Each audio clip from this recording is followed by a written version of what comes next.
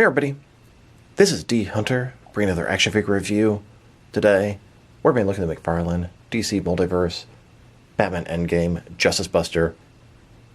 This is part of the newest wave of McFarlane Megafigures. The Justice Buster is a large armored suit that Batman used to fight the Justice League, and it can be just a large armored suit for Batman to fight anybody if that's what you want. I ordered this thing from the McFarlane toy store, so let's take a look at the packaging. As you can see, ages 12 plus, DC Multiverse, Justice Buster. Here he is in the package. Looks like he doesn't come with any traditional accessories, but a display stand and a collector's card. One side of the package, Justice Buster from Batman Endgame. Other side, Justice Buster. At the bottom, a bunch of credits, and there's his barcode, if that helps anybody. And on the back side, here's an image of Batman in his Justice Buster armor. So with no further ado, let's open him up.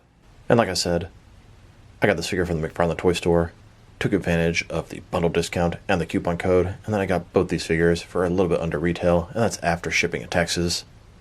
Alright, now that this figure out of the package, here he is with all the accessories laid out. He doesn't come with any traditional accessories, simply a display stand and a collector's card. But before we take a look at those, let's talk about and check out the actual figure. So this is the Justice Buster. It's one of Batman's many different armored suits, but this one is specifically designed to take down the Justice League.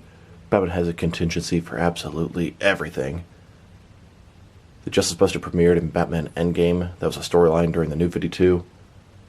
It contains enhanced armor, enhanced strength, telescopic fists, the bind of veils used to incapacitate Wonder Woman, hyper-fast servers and frictionless fluid cannon, both to take down the Flash, powered magnesium carbonite cannon.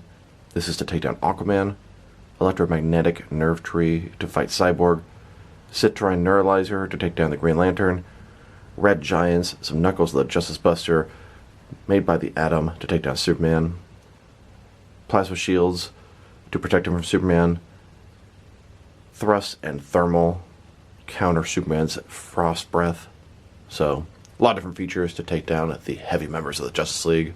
So let's take a look at it. This thing is big. It's kind of light, a little bit lighter than I expected. I can tell some of the parts are hollow. Still looks pretty good. His head here, mechanical, I guess these are his bat ears sticking up here. Kind of his eyes back there. Large bat symbol on his chest. Nice weathering detail on it. It's got some nicks all over the suit. It's already been used. You can see mechanical parts behind the bat symbol there. Pretty cool. Going further down. His crotch or dart piece, it looks weird. It's like it's sticking out. I don't know. It almost seems like he has like an erection or something. It's a very odd design there. I think that should be pushed back a little bit. Going further down, giant feet. Once again, a nice job with the weathering and the paint job. There's little scuffs all over this thing. Well done. It looks like double jointed knees in a different kind of way. Joint here and here. His fists, you can see the bat symbol there. More mechanical parts underneath. Giant fisted hand, ton of sculpting detail there. Look at that. The Mattel version had fingers that were articulated. I wish this guy did too. He has one open hand, one fisted hand. Fisted hand should be able to grip something. It looks damn cool. On the back here, more sort of mechanical parts underneath. Little rocket boosters here. This thing can definitely fly.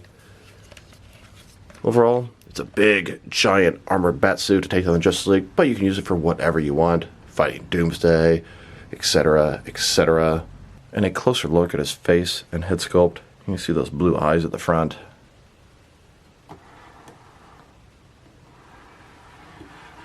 Very weird looking head, but I like it. Now let's check out his accessories. Let's start off with the boring stuff. He's got a typical McFarlane stand, which is kind of odd. His feet are giant. He sure doesn't need a stand. The stand is probably smaller than his foot. It's a black perfect circle. Very thin, very basic. Now for his collector's card. As you can see, it's an image of the Justice Buster walking down the streets. Justice Buster from Batman Endgame. This is from Batman number 35, I believe. On the back side, there is a description. If you want to read that, go ahead and pause now. The Justice Buster trading card here is from a panel in Batman number 35, where the Justice Buster first premiered. And I happen to have this issue here. Batman number 35 for the New 52. Inside, we have that same image that the collector card is from. Now that we've taken a pretty good look at both the figure and his lack of accessories, now let's check out his height, and he is a big boy. From bottom to the top of his head, standing right at 10 inches tall, which can translate to about 25.5 centimeters. Now let's check out his articulation, and it's quite unique compared to the other McFarlane figures. Start with his head. It's got some kind of ball joint at the back here. You can rotate around. Really go all the way around if you wanted to. You can look up and down about that much. Looks really weird. I guess those are the eyes inside of here. Interesting. Can't tilt too much, but a little bit. Shoulders on a ball joint goes out a little bit less than 90 degrees. There is rotation at the bicep. It's ratcheted. It feels really weird doing that. I don't like it. Up, down, around. He has, I think, single jointed elbows. There's no rotation there. You got that on the bicep. Then his wrist. It's got nothing, just one big solid piece right here. His torso, he's got a ball joint at the waist. Rotate around, forward and back. Not too much there. Legs, not completely to splits, but pretty close. Not exactly a ball joint, similar to the typical McFarlane joints. There is rotation, it's also ratcheted at the thigh there. Legs, he's got sort of a single joint right there. Forward and back, and then another one here, forward and back. Between the two, pretty good range of motion. You can have him kind of crouch down a little shorter, and then make him a little bit taller as well. And then there's rotation at the ankle there, and that's about it. Unique self-articulation, and it's pretty fitting for a big bulky guy like this. Here's an image of the Justice Buster doing just that, busting the Justice League. He's got Green Lantern, Aquaman, Wonder Woman, The Flash, Cyborg, and Superman, all incapacitated. Now let's check him out next to some other action figures, starting off with some of their Batman armored suits. Here he is, next to Mattel's version of the Justice Buster. This is a Build-A-Figure in the Mattel DC Multiverse line. Both figures are really cool, both quite a bit different. They have some pros and cons. The Mattel one obviously is a lot smaller and wider. The ears stick up a lot more. I think it looks a little more sort of bat-centric. He's got these things on the shoulders, which is definitely accurate to the comic. I said something about his fingers being articulated, but obviously I remembered wrong. Must be mixing him up with another armored Batman figure. So, Bat Signal, very different. I'm going to have to give it from McFarlane here. Now, I feel like the Mattel one is maybe a little bit more accurate. Maybe I'm wrong, I don't know. They both have things that are more accurate and things that are less accurate. I feel like McFarlane took a few liberties and almost sort of crossed the Batman Thrasher suit with the Justice Buster suit. Then again, the head looked more like this in the comic, more like McFarlane's. The shoulder pads look more like Mattel's. I don't know, as a whole, McFarlane definitely wins on this one. The figure looks fantastic. But I am a fan of the Mattel one, but boy does that look bland next to McFarlane's. And here he is, next to the DC Direct, Batman in his Thrasher armor. Probably my favorite Batman in his armored suit they've made. Just such a good figure. Then, next to the McFarlane Megafigure, Fulcrum Abominus. Now, I don't think Batman's actually inside this thing. I think it's sort of a giant robot Justice League figure. I don't think it's an armored batsuit, but it could sort of fit that bill as well. I would love to see somebody who repaints this into all black and gray colors. Then, next to a couple of different varieties of Batman and his Hellbat armor. These are also from McFarlane. And here it is, next to a smaller Mattel Brave and the Bold Batman armored suit. This is a vehicle, and it can't hold a 7-inch figure, that's for sure. But maybe something a little bit smaller, like maybe Alfred helping Batman in the field. And here it is, next to some armored Batman figures from Batman vs Superman. From left to right, we have DC Direct, Mezco, Mafex, Mattel DC Multiverse, and the Mattel Basic. Then, next to some Batman The Dark Knight Returns, Batman in armored suits figures. McFarlane on the left, Mafex in the middle, and Mattel on the right. And now, next to the NECA, Batman vs Predator Armored Batman. And here it is, next to a third-party, unauthorized, unlicensed Batman in his XC armored suit from Arkham Origins.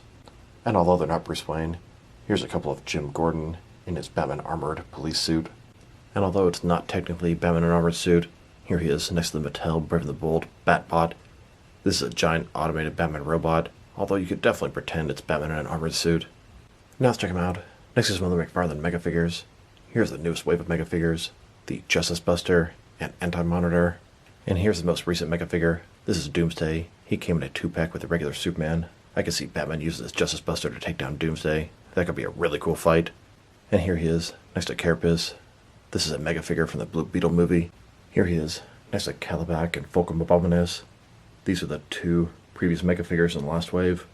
Before that, they released Frankenstein and Mongol.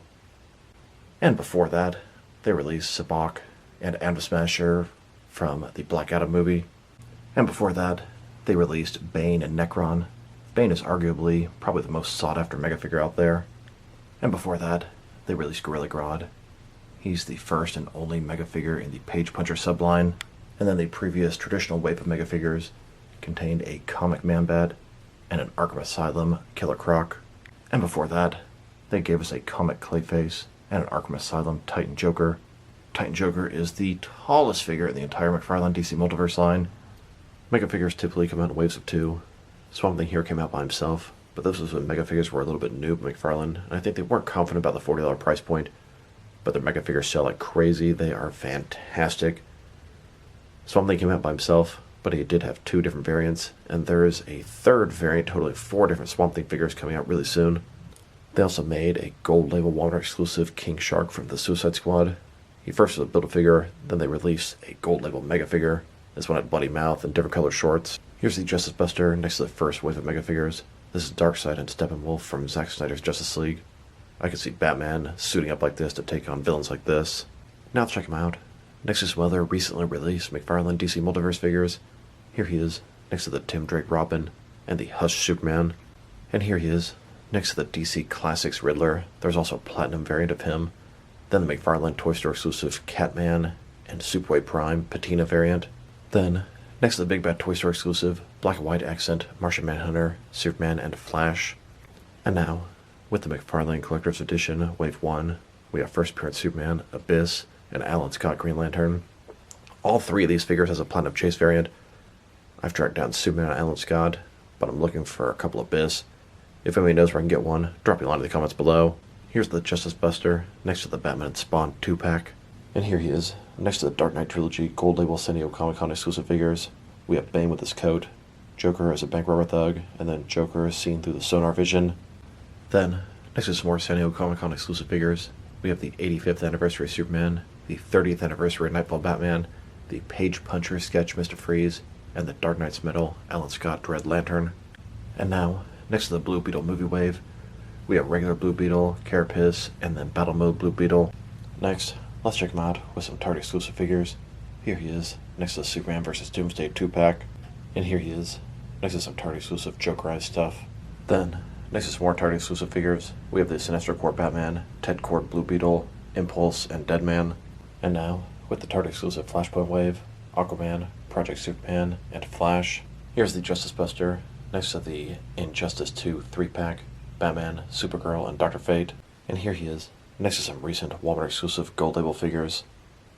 We have the Vampire, Joker, Batman and Superman, and then Captain Atom, Eradicator, and Beast Boy. Then, with the goofy head sculpt Reaper Superman vs. Ultraman 2-pack. And now, next to most recent Batman wave, we have the Nightfall Batman, Batman Incorporated Batwing, and the Batman Reborn Two Faces Batman. And finally, next to the 5th wave of Page Punchers, this is a Batman-themed wave, fighting the Frozen, Batman, Robin, both versions of Batgirl, and Mr. Freeze. Normally, this would be the part that I compare it to a bunch of different action figures from various companies, but that seems totally pointless. This guy is giant, massive, enormous. He's going to be tall next to any 6 or 7 inch scale action figure lines, from your taller DC Direct and NECA stuff, to your smaller Mattel, or as even SH figure art stuff. He is an absolute beast. It's a giant Batman in a mech suit. It'll work for any of your lines. A little bigger compared to some, but still giant next to all of them. Overall, this figure is really cool. He's a little bit sort of light and a little bit hollow feeling, but look how big he is. He's massive. It's a great bang for your buck. I love these enormous action figures. Now, I'm probably not going to use this as specifically a Justice Buster suit, but just a giant Batman armored mech suit. Maybe he takes down Clayface, maybe he takes down Bane, maybe a Killer Croc, maybe to fight Superman. All kind of different uses for this. maybe he teams up with the Justice League when they're fighting some big thing like Anti-Monitor or Darkseid or Doomsday. He suits up like this. I don't know. I think it's really cool. I've always liked Batman armored suits. He has this huge armory and endless tricks up his sleeves, of course. Endless funds to take care of that as well. If I were to rate this thing, I'm going to give it an 8 out of 10, even though I don't really exactly like the way it feels. It feels a little bit too light, and he can be kind of top-heavy and hard to stand, but his feet are really big. If you get it the way you want to, he'll stand up. I had a really hard time posing and holding Superman, as the figure is kind of light, so he wanted to topple over, but I got to work. The detail is fantastic on this guy. I really wish the fingers were articulated. That would completely bring him to another level. I'm probably overrating him, just because I really like Batman armored suits, but that is my enjoyment of this figure. It does have its flaws. Articulation's kind of bulky, really limited, but I get it. It's a hard figure to articulate properly. I'm not a fan of the ratchet stuff, but on some of the heavier figures it makes sense as it holds him into place better. So, I enjoy it, and he's going to fit in great in my armory of Batman armored. So this is D Hunter. Thank you guys for watching this video. If you liked the video, press like below. If you have anything you want to say about the video, add it to the comment section.